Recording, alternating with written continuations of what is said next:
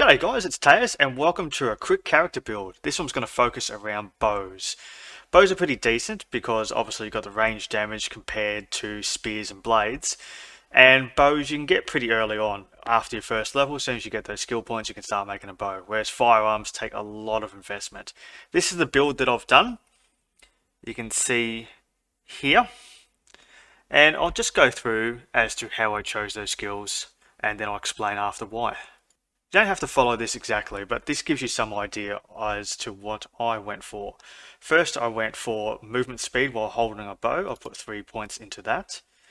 And then faster bow reload to increase my DPS. I put some points into that. The next one I put in was cheaper bow crafting. Then I put a point into crafted bows have increased durability. Then I put a point into soft spot.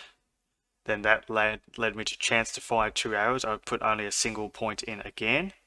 Then I put 1 point into here. Then I put 2 points into here. And then up to you again, 5% chance to immobilize on hit with attacks. And easier aiming was pretty good. And then after that, I went to slowing your target down. 3 points into there.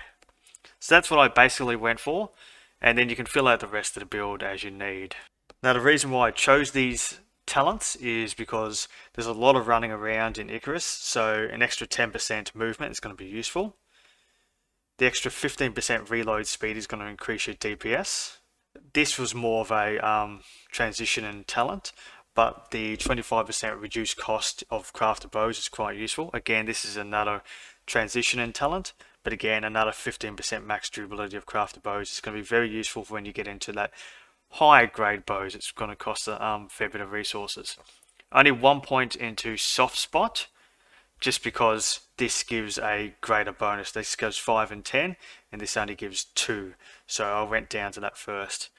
Again, the chance to fire 2 arrows, I only put 1 point into that to transition, because firing 2 arrows could be a bit of a pain at times. If you're not going to hit the weak spot, then yeah, that might not work as well. And obviously the lock on the targets is going to be quite useful. And again, another 5% to immobilize hits with the 15% chance to slow a target. It's all about keeping them at a distance so you can stay alive. The bleeding I wasn't too interested in. I don't think I'd put points into bleeding because you're going to be aiming for those critical hits. So you're going to be dodging and moving and trying to get the DPS down range, and 3 points into a little bit of bleed damage isn't going to matter too much. Anyhow, that's what I mostly went for, saving points for other areas such as like survival and resources and that sort of stuff. Let me know what you thought of this, guys. Nice and quick. Thanks guys for watching, and I will catch you later.